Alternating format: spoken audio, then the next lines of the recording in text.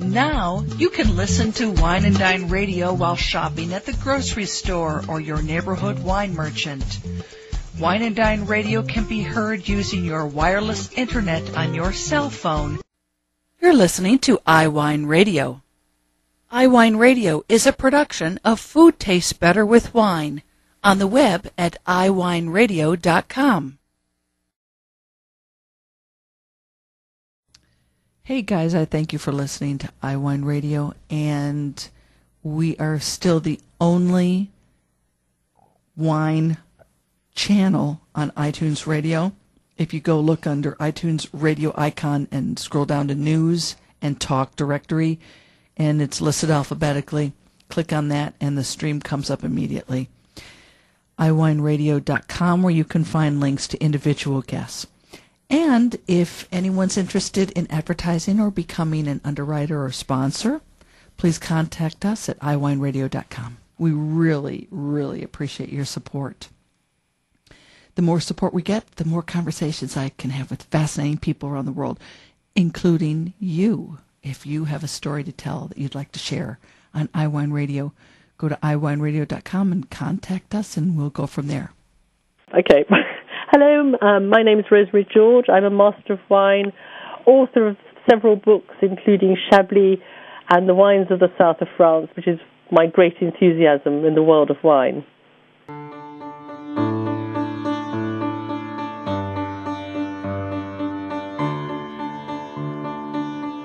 We're continuing our conversation about the wines of Southern France.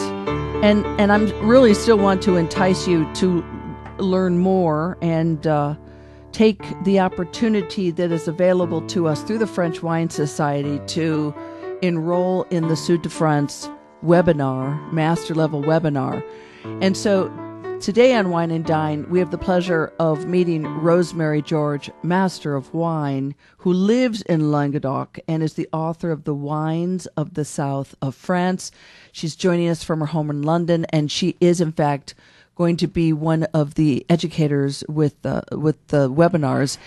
And Rosemary, if you don't mind, let me start by asking you, you divide your time between London and Languedoc? Is that how it goes? That's it. Yes, we have a holiday house in the Languedoc because we fell in love with the area when I was researching my book on the south of France, 10 or more years ago, and so we spend about 3 to 4 months of the year there, and the rest of the time in London or travelling. It's a great division. You know, it's a contrast of city and village, language, sunshine, yes. Grey skies in London at the moment. You know. What time of year do you go to the south of France? The great times to be there are spring, early summer, and then September, which is harvest time. Oh, yes, okay. But in the heat of summer, one, it's too hot, and two, the French are on holiday and it's crowded. Okay, that makes sense. We'd rather escape the madding crowd, if you like. Yeah, that makes sense. Of course. So, talk to us about the webinars that you will be teaching and leading with the French Wine Society this upcoming series. That I guess it's launching on March 12th. Yes. Julian's asked me to talk about tradition and transition in the Languedoc. So really I'm going to focus on how the Languedoc has changed over the last 10, 20 years ago, and how over some things it's kind of gone back to its traditional roots. I suppose that's the gist of it. But I think the great thing about the Languedoc is, there's so much happening there. Each time I go there, I sort of find a new wine grower. There are new areas developing, new look at perhaps new grape varieties, or a new look at grape varieties that were grown 100 years ago and now being reassessed. So there's lots of things to think about. What was the year that your book was published, The Wines of the South of France? The book came out in 2001, so I was researching it the end of the 90s. And it covers, more than the Languedoc. It goes from Banyuls, which is the first appellation north of the Spanish border, right round to Belley, which is within the town of Nice, or city of Nice, so just before the Italian border. So it's so it takes in Roussillon, Languedoc, Provence, and I also cross the water to Corsica, which is also worth visiting. Great island. And some wonderful weird grape varieties. All about place. Yes. Everything, all the food, the wine, everything reflects its origin in the bottle. I think so. I mean, I think to me that's one of the things that's so exciting about wine, that it encompasses, there's so many other things. And the wines of the Languedoc certainly have a sense of place. When I drink my favourite, say Fougères, which is the area nearest to our house, I can see those hills, and I can feel that sort of warmth of sunshine, and I can sort of smell the herbs of the hillsides, because the hills are covered in what the French call garrigue, and it's kind of wild, scrubby, herbs and trees and things, and some of them are really quite highly scented. You've got sort of citrus flowers and things. It really sort of conjures up the area. Do they have poisonous snakes in the vineyards in the south of France? Yeah, I suppose they do. I can't think. I've never encountered one, but I think snakes tend to avoid humans because they're probably more scared of them than we are of them. I mean, they're more scared of us than we are of them. In California, they come across rattlesnakes all the time in the vineyards, and I never heard anybody ever say anything about that when I've talked to people from the south of France. Yes, I actually remember the first time I went to California, was sitting outside Phelps Winery, and this guy walked past with a rattlesnake wrapped around the thing, and I went, ugh. But I have, I'm trying to think, have I ever encountered a snake? I think my only encounter with a snake actually is in our swimming pool, and there was a large grass snake. It had obviously fallen into the pool, and I didn't notice. When I got into the pool, I realised I was sharing it with something. That would scare me. Screaming to my husband, yes. To go, get it out! Yes, I would as well. Yes, so what year? It was a slightly unnerving experience. What year did you earn your Master of Wine title? I passed exams in 1979, so I passed with a friend who's sadly no longer with us, and we doubled the female content of the Institute overnight. Oh, my gosh. At the time when the wine trade was still quite conservative, and the world of wine was very much smaller than it is now. What the heck ever made you, that you were totally ahead of your time. What made you want to study wine? Do you come from a family that are retailers or importers? No, not especially. My father enjoyed wine, and we drank it on family holidays, but it wasn't anything that was, nothing really to do with my family. But I was an enthusiastic member of London University's Wine Society back in the late 60s, and then I was looking for a job. Having read history at university, I knew I didn't want to teach, so I thought, if I learned to type, somebody give me a job. And there was a job going with the Wine Society, which is an old, established, then mail order, now obviously website, wine merchant. And I went for an interview for this job, I work as a secretary, and they offered me the job and a glass of champagne. So I thought, this can't be bad. And I worked for them for 18 months, and I drank some very nice wine, because every time my boss, the chairman of the society, came for lunch in the office, which was quite frequently, they opened something quite nice, and I was always given a glass to try. And so I sort of kind of snowballed, and I realized that if I was going to do more than just type somebody else's letters, I needed to do some wine trade exams. Okay. And, there's the Wine and Spirit Education Trust runs, it was then a certificate, higher certificate, and a 2-part diploma. I think that's now changed a bit. And then, obviously, the goal was the Master Wine exams. So I thought, give it a go. Did you pass the first time you sat there? No, I passed my theory papers the first time, and unfortunately I made a mess of my white wine paper and got my white Burgundy mixed up with white Bordeaux. So I tried to do it again. Oh, But I passed 2 papers. I passed 2 papers out of 3, but they fell down badly on the white wine paper. Okay. And then the irony is that the very first wine I was given blind as a Master of Wine a year later, I made exactly that same mistake. Fascinating. So the arrogance of a 1 hour old MW, I said, no, this wine's definitely La Ville Briand. And everybody else around the table was saying, I think it comes from Coton-Charlemagne. It's somewhere not too far from Meursault. Coton. It was Coton-Charlemagne. Oh, my heaven. So it was a very humbling experience. Very good for me. Indeed. So why did you, what made you gravitate towards visiting and studying, researching on the south of France? It was to be publishing this in 2001 and to be studying it in the 90s, there wasn't a lot of action. I remember in the 80s, George Duboeuf started bottling varietal from the south of France. It was coming into the United States, and that was really about the most Southern France wines in the first kind of introduction to the U.S. So you were, again, ahead of your time, ahead of everybody else. Because I started writing I was sacked from a wine trade job, so I started writing. I didn't get another wine trade job, and I wrote a book on Chablis. And then I was asked by Faber and Faber to write what they call French country wines, which was everything that was not Bordeaux, Burgundy, Alsace, Rhone, Loire, and Champagne. So rather a large bit of France. Yes. And that was actually published in 1990. And the area that excited me most of that was the south of France. And I remember my last research trip for that book, having lunch with somebody who's still in the Southern French wine trade, and we were saying, there's a book to be written. And so then 10 years later, I said to the publishers, Faber and Faber, how about it? And certainly, I mean, the difference when I went to like an area like Pic Saint-Loup, which is part of the Côte du Languedoc, in 1987, I visited the large cooperative. In 1997, there were about 20 wine growers I could have gone to see. The whole area has kind of exploded, really. You just feel it's such an exciting area. There's just so much happening. There's sort of so many new things. So that's really kind of the short history of how I got there. When you visit now, and you say that there's always something new, but do you see more and more tourists, English-speaking tourists in the south of France, and not just Provence, because it's almost cliche that everybody wants to go to Provence? Oh, yes, this is what my bit of the Languedoc calls itself, the real south of France.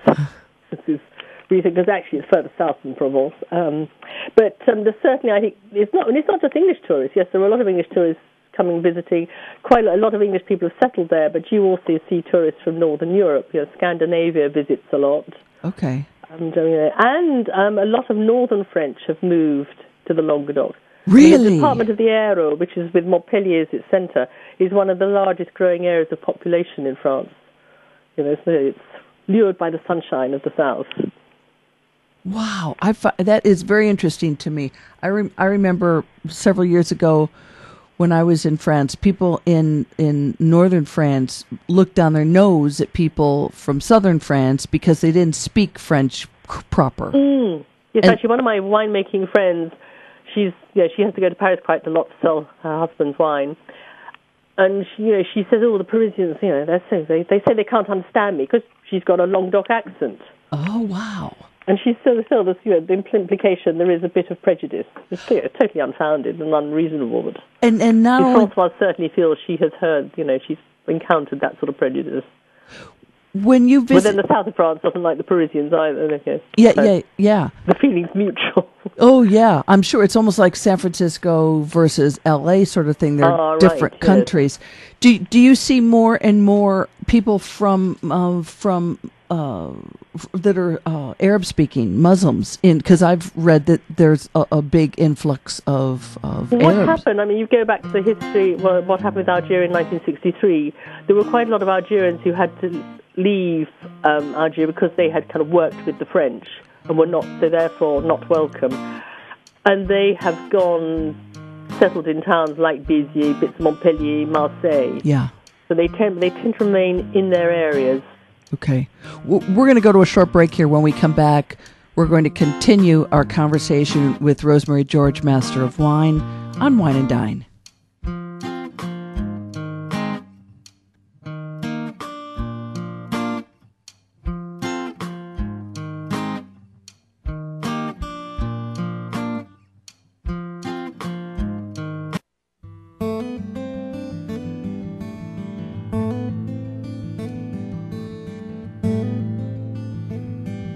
We're continuing our conversation with Rosemary George, Master of Wine, author of The Wines of the South of France, and she is one of the presenters of the Master Level Sud de France webinar program launching March 12th through the French Wine Society. We will have links up. If you join the French Wine Society, there is a discount to participating in the webinars.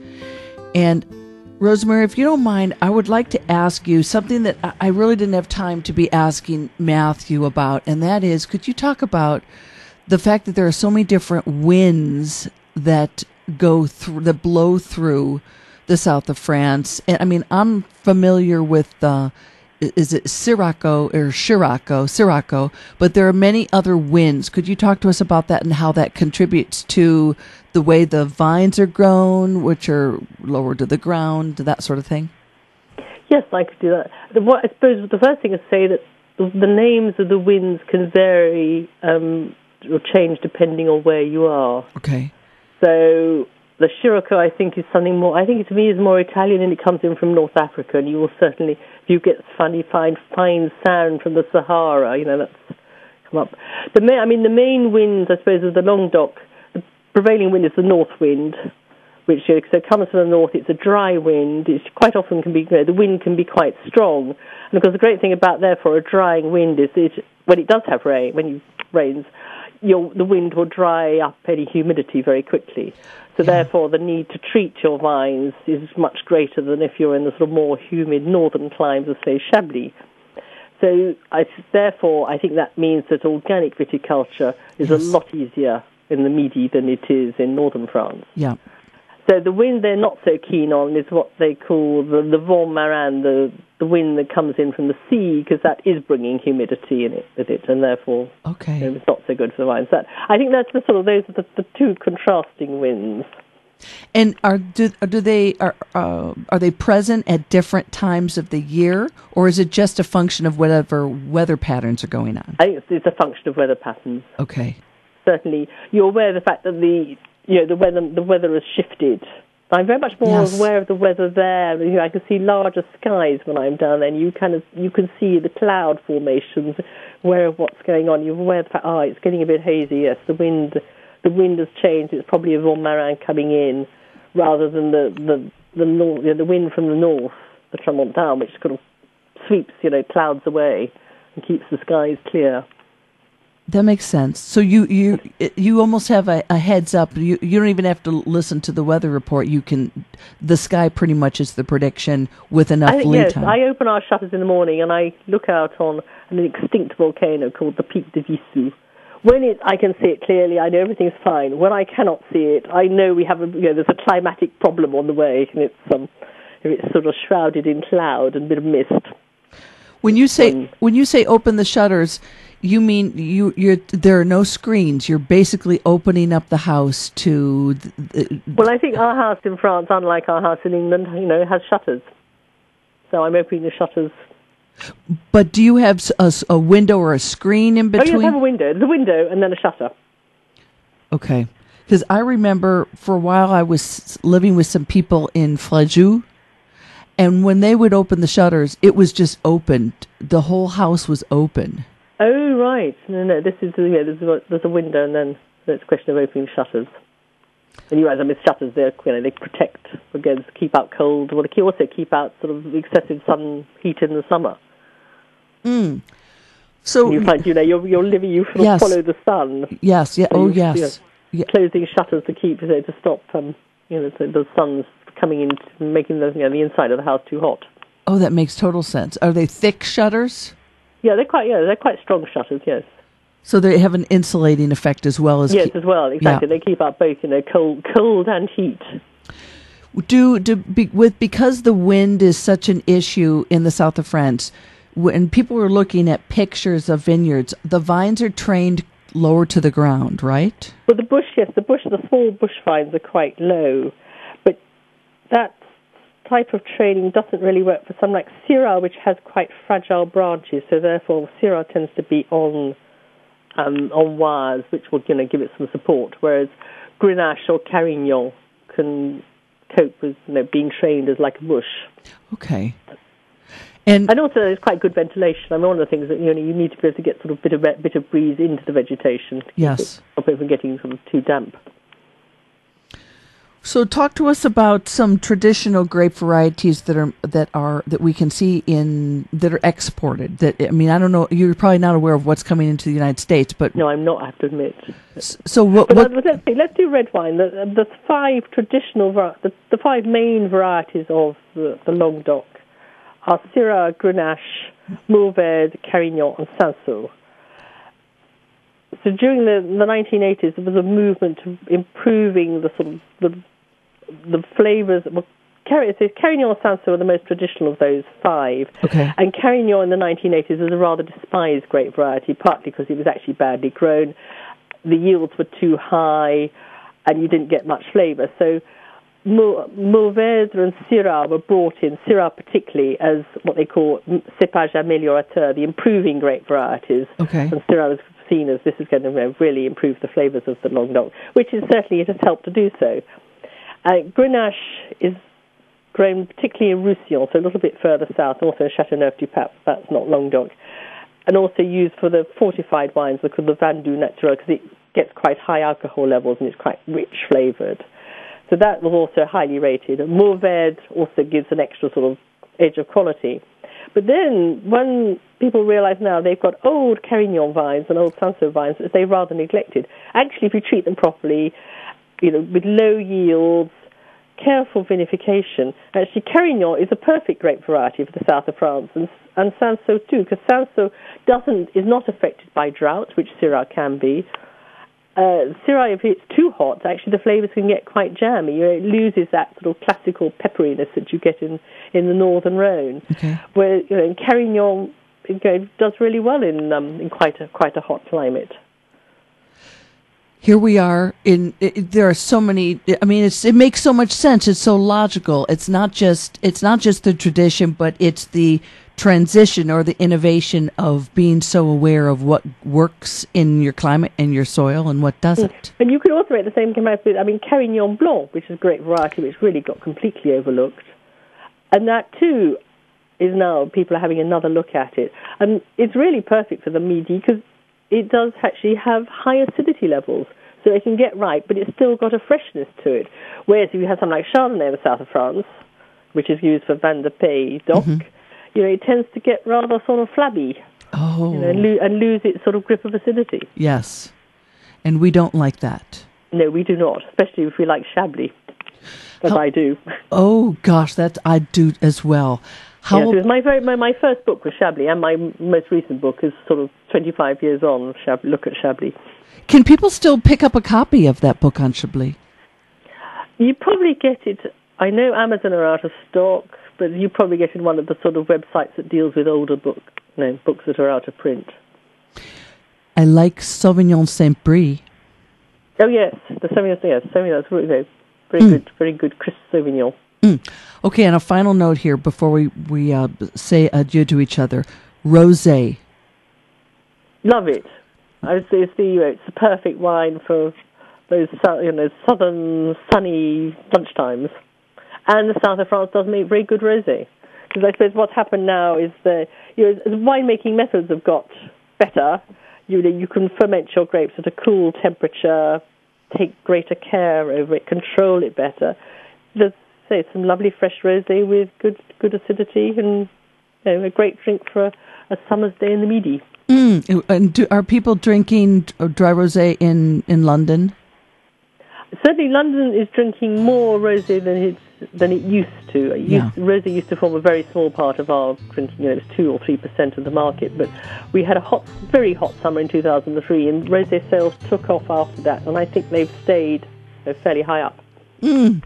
Rosemary George, it's been a pleasure meeting you today on Wine and Dine. We thank you so very much for your time. Well, thank you. Bye-bye. You can learn more, and you can actually have a conversation one-on-one. Well, not one-on-one. You'd be part of a group of a live webinar if you join the French Wine Society and plan to take that Suite de France master level. You're listening to Wine and Dine. Rosemary, before you hang up on me, can I get a liner in your voice that I'm going to use to introduce the segment? Something like, hello, my name is Rosemary George. I'm a master of wine and the author of Chablis and the wines of the south of France. And I invite you to join me with, learning about the wines of the south of France. Do you have a website? I have a blog. Oh, give me your blog address. So the blog is www.tastelanguedoc.blogspot.com. .blogspot.com. Oh, wonderful. I mean, if you just Google me, it will come up saying, Master of Wine or blog or whatever. Okay, but I do the blog concentrates on the south of France. I occasionally do little deviations, but okay. Well, you can join the conversation online at tastelanguedoc.blogspot.com, something like that.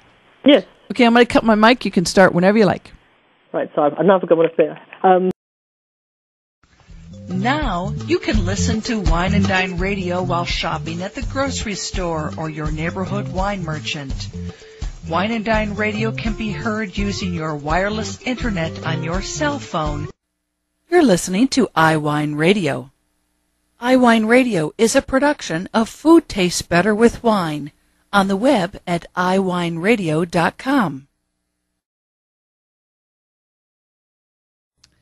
Hey guys, I thank you for listening to iWineRadio, and we are still the only wine channel on iTunes Radio. If you go look under iTunes radio icon and scroll down to news and talk directory, and it's listed alphabetically, click on that and the stream comes up immediately. iWineRadio.com, where you can find links to individual guests. And if anyone's interested in advertising or becoming an underwriter or sponsor, please contact us at iWineRadio.com. We really, really appreciate your support. The more support we get, the more conversations I can have with fascinating people around the world, including you. If you have a story to tell that you'd like to share on iWineRadio, go to iWineRadio.com and contact us, and we'll go from there.